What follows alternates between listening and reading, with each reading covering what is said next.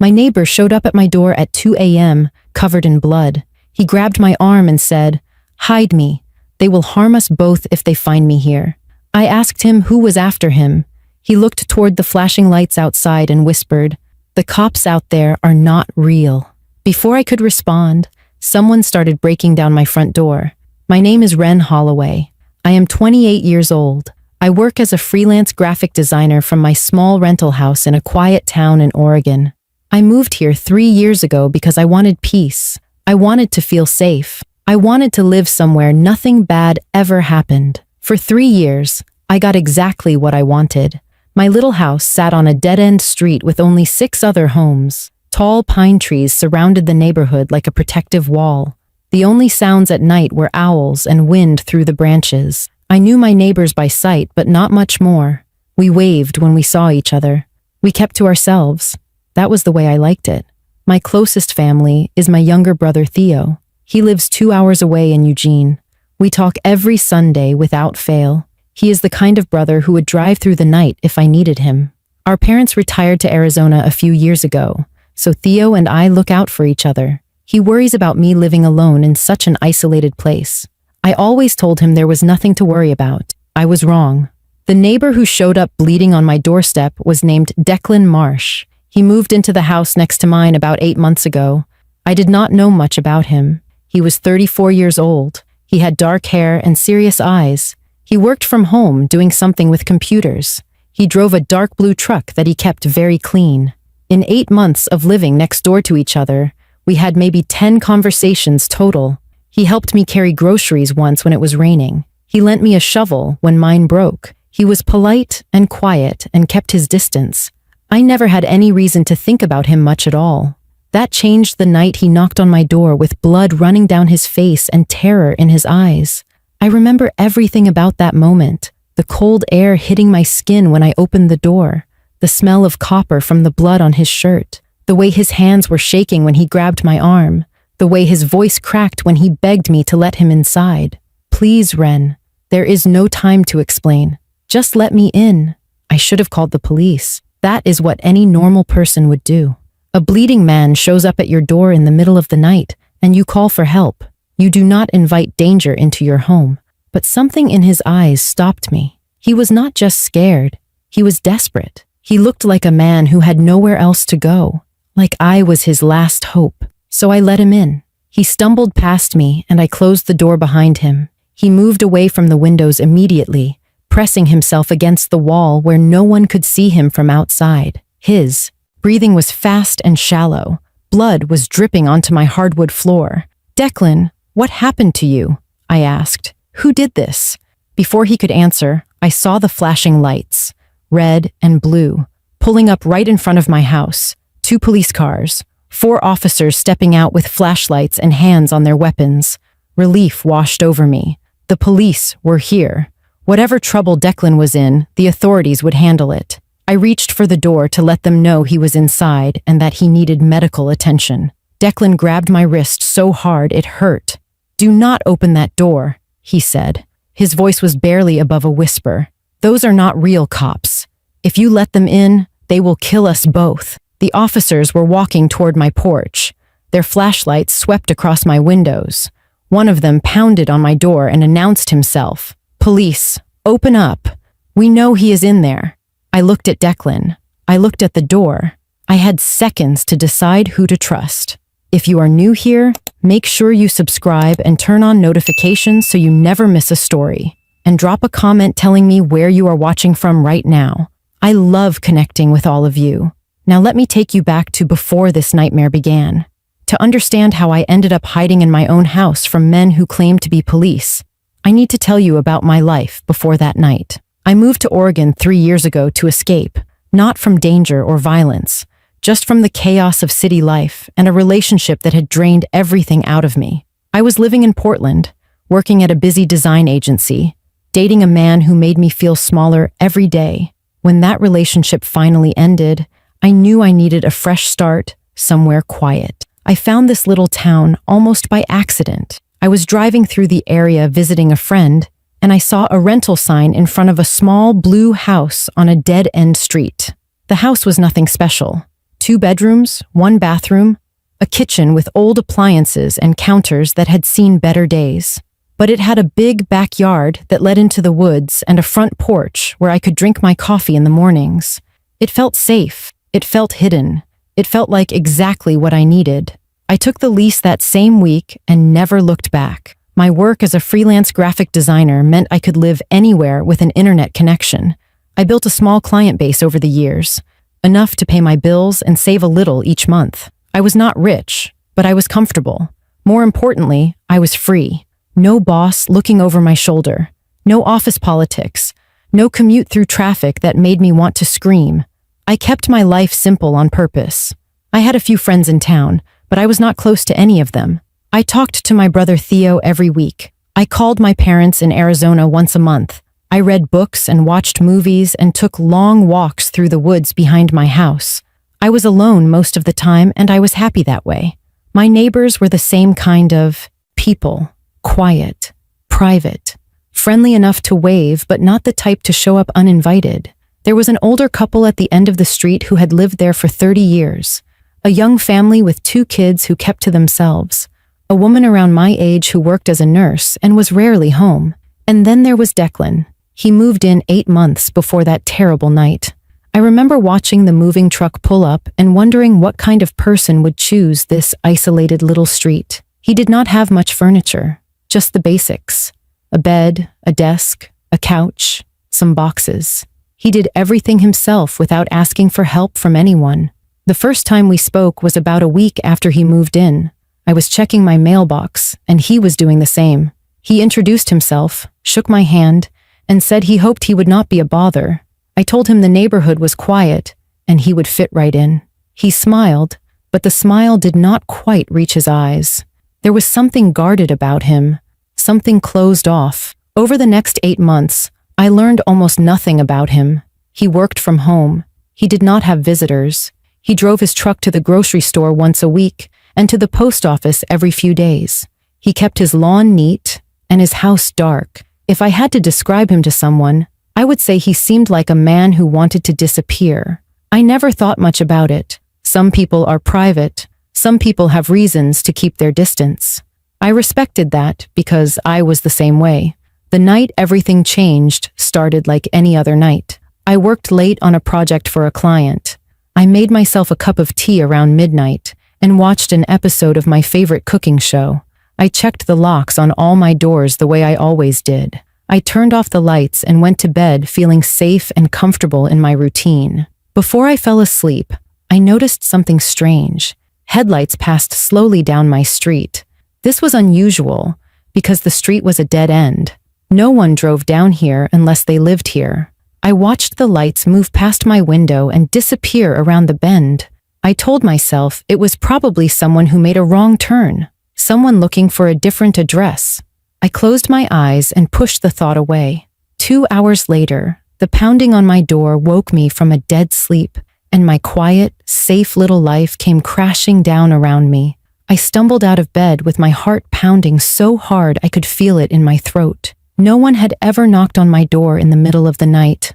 Not once in 3 years of living here. I grabbed my phone from the nightstand and moved slowly toward the front of the house.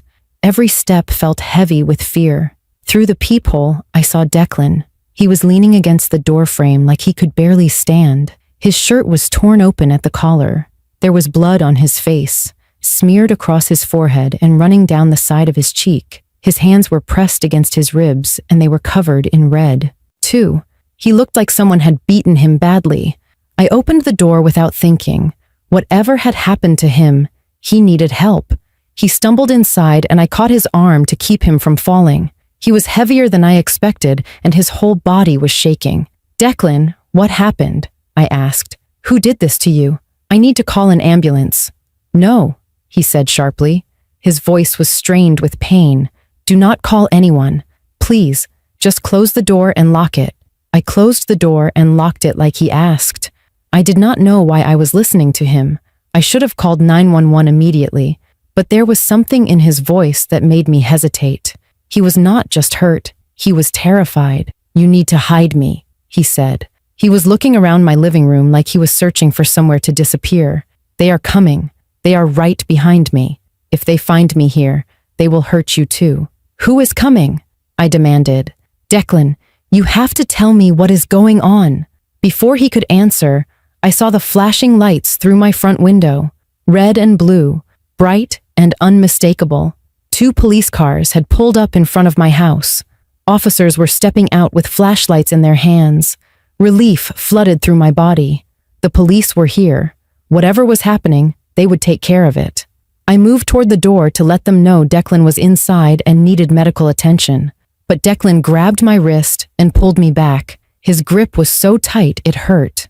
Do not open that door, he whispered. Those are not real cops. I stared at him like he was crazy. What are you talking about? Of course they are real cops. Look at them. They have uniforms. They have cars. They have badges. Anyone can get a uniform, Declan said. His eyes were locked on mine with desperate intensity. Anyone can buy a used police car at auction. Those men are not here to help you. They are here to kill me. And if they find out you saw them, they will kill you too. One of the officers pounded on my door. His voice was loud and commanding. Police, open up. We are looking for a dangerous suspect. We have reason to believe he entered this residence. I looked at Declan. I looked at the door. My mind was racing with confusion and fear. Everything I knew told me to trust the police. Everything I had been taught my whole life said that when you are in danger, you call the authorities and they protect you. But Declan's fear was real. I could see it in his eyes. I could feel it in the way his hand trembled against my wrist. This was not a man playing games or making up stories. He believed with absolute certainty that the men outside would kill us both. The pounding on the door grew louder. Open the door now, the officer shouted. If you do not comply, we will be forced to enter. Please, Declan begged. His voice cracked. Please trust me. I know you have no reason to, but I'm telling you the truth. If you open that door, we are both dead. The door shook in its frame as someone threw their weight against it. The wood groaned. The lock rattled. They were not waiting for permission anymore. I had seconds to make a choice. Trust the men with badges who were breaking down my door, or trust the bleeding stranger standing in my living room. One of them was lying to me. One of them wanted to hurt me. And if I chose wrong, I would not live to regret it. Something felt wrong. I could not explain it, but my gut was screaming at me to listen. Real police officers do not break down doors without warrants. Real police officers do not refuse to wait while you verify their identity. Real police officers do not threaten innocent people in the middle of the night. I made my decision in a split second. I grabbed Declan's arm and pulled him away from the front door. Come with me, I whispered. There is a back door through the laundry room. We moved quickly through the dark house. I did not turn on any lights because I did not want them to see which direction we were going. My heart was pounding so loud I was sure the men outside could hear it. Every step felt like it took forever. Every second felt like our last. As we moved, Declan started talking in short, broken sentences. He was trying to explain while struggling to breathe through the pain in his ribs. I used to be a forensic accountant, he said. I worked for a private firm that handled financial investigations. 6 months ago, I found something I was not supposed to find. Money being moved through shell companies. Millions of dollars connected to a drug trafficking operation. The people involved were not just criminals. They were cops, local officials, people with power and badges who were supposed to protect this community. We reached the laundry room. I could hear the front door splintering behind us. They were almost inside. I reported everything to the FBI, Declan continued. They put me in a kind of informal witness protection while they built their case. I moved here because it was small and quiet, and no one would think to look for me. But someone leaked my location. Someone on the inside told them where I was hiding. I opened the back door slowly, trying not to make any noise. The cold night air hit my face. My backyard was dark, and beyond it were the woods. Thick trees and hiking trails that I had walked 100 times. If we could get into those woods, we might have a chance. The men breaking into your house right now work for the people I exposed, Declan said. They are wearing uniforms, but they are not real police. They are here to silence me. and now that you have seen them, you are a witness too.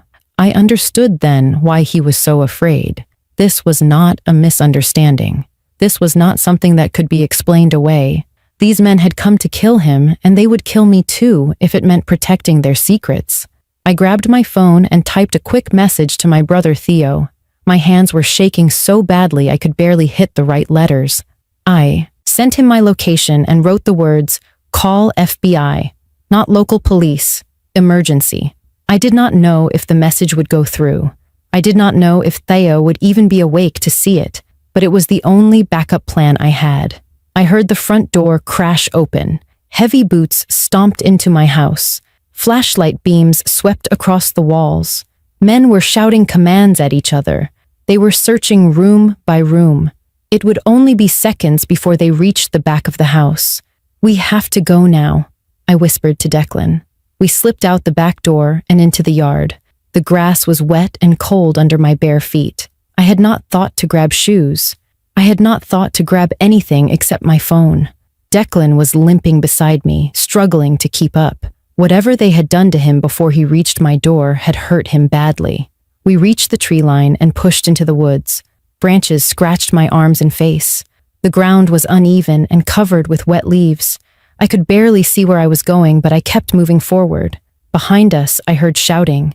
The men had found the open back door. They knew we had run. Flashlight beams cut through the darkness behind us. They were coming. They were fast. And we had nowhere left to hide. We ran deeper into the woods, with branches whipping against our skin and roots trying to trip us with every step. I could hear the men behind us crashing through the trees. Their flashlights swept back and forth like searchlights hunting for prey. They were shouting to each other, coordinating their movements, spreading out to cover more ground. They were not going to give up. Declan was struggling to keep up. His breathing was ragged and heavy. Whatever injuries he had suffered before reaching my door were slowing him down. I grabbed his arm and pulled him forward, refusing to let him fall behind. If we stopped now, we were dead. I knew these woods. I had walked these trails dozens of times during daylight hours, but everything looked different in the darkness. The trees that felt friendly during the day now looked like shadowy figures waiting to grab us. The paths I knew so well had disappeared into a maze of black shapes and strange sounds. We reached a large fallen tree covered in moss and dead leaves.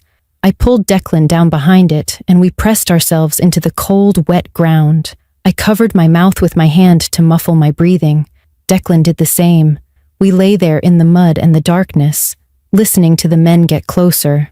I could hear their voices now. They were talking on radios, giving each other updates on their positions. They sounded calm and professional. They sounded like men who had done this before.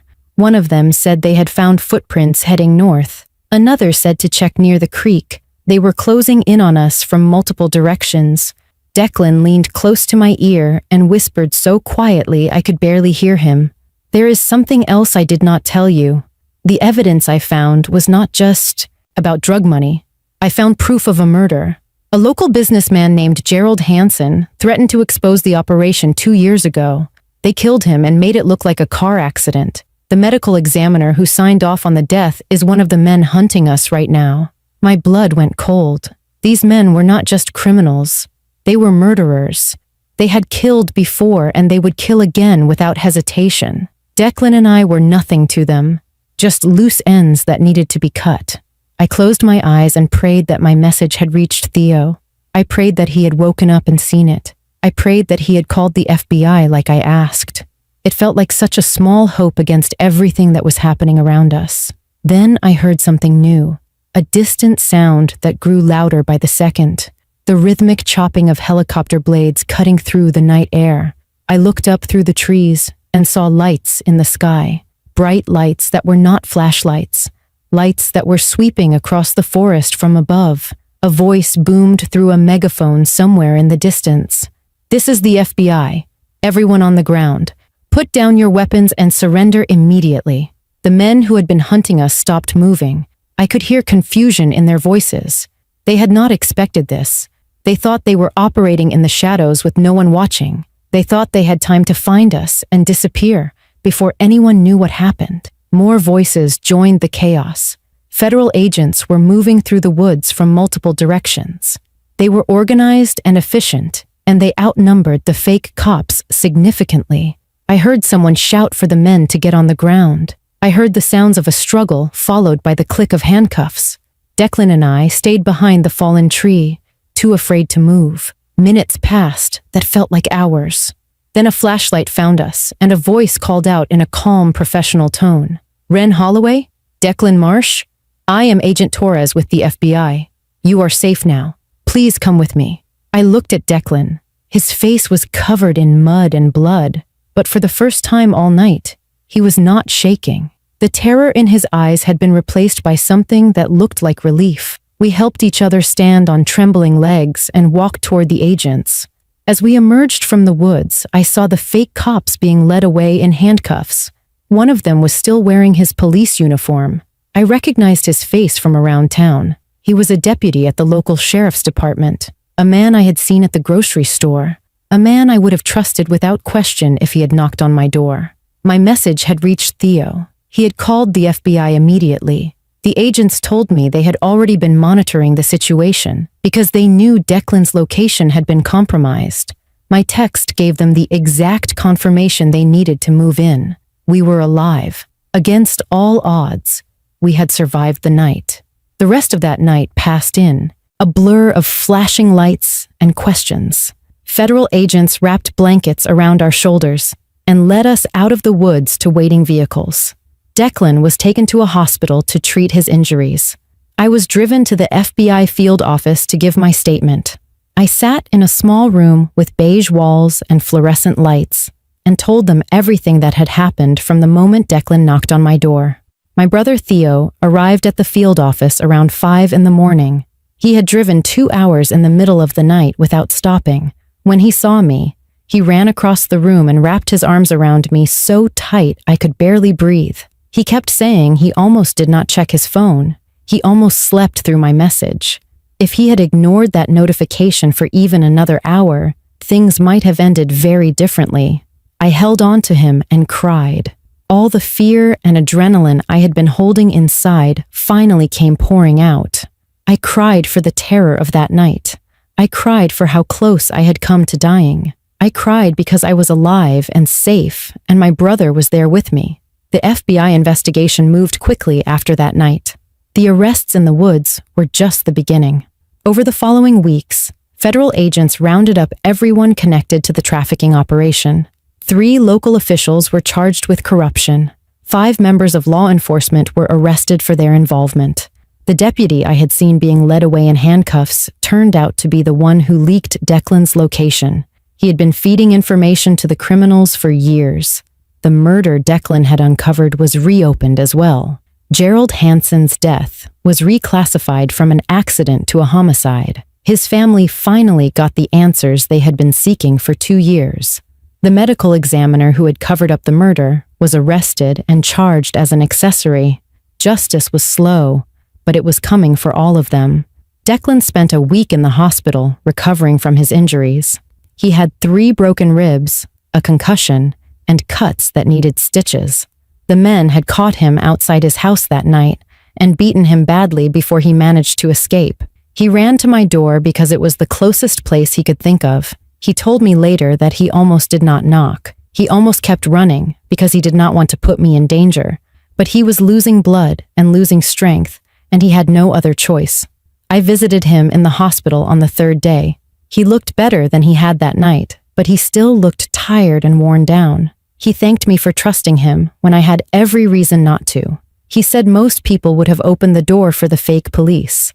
Most people would have let fear make their decisions for them. But I listened to my instincts, and it saved both of our lives. The trauma of that night did not disappear easily. I had nightmares for months afterward. I would wake up in a cold sweat hearing pounding on my door that was not really there. I installed a security system in my house with cameras and motion sensors. I started keeping my phone next to my bed every night with emergency numbers ready to dial. The feeling of safety I had enjoyed for 3 years was gone, and I did not know if it would ever come back. But slowly, I started to heal. I went to therapy every week and talked through everything that happened. I leaned on Theo and called him more often than just Sundays. I reconnected with friends I had been keeping at a distance and let them support me. Declan moved back to the neighborhood after the investigation wrapped up. He did not have to hide anymore. The people who wanted him dead were behind bars, and his testimony had helped put them there. He and I became real friends after everything we went through. We had dinner together once a week. We talked about our lives and our fears and our hopes for the future. We were bonded by the worst night of our lives, and that bond turned into something meaningful. 6 months later, I was sitting on my front porch watching the sunset. The air was warm, and the trees were green, and the neighborhood was quiet. Declan walked over from his house and sat beside me without saying a word. We did not need to talk about that night anymore. We just sat together in the peace we had fought so hard to keep. Sometimes danger wears a uniform. Sometimes it carries a badge and speaks with authority. The world teaches us to trust those symbols without question. But your instincts know things your mind cannot explain. That quiet voice inside you that says something is wrong deserves to be heard. I trusted that voice on the worst night of my life, and it saved me. If this story moved you, make sure to subscribe to my channel and hit that notification bell so you never miss another video. Drop a comment below and tell me what you would have done if a stranger showed up at your door being chased by people dressed as police. I read every single comment, and I love hearing from you. Thank you for watching. Stay safe, trust your gut, and never let anyone make you doubt what you know to be true.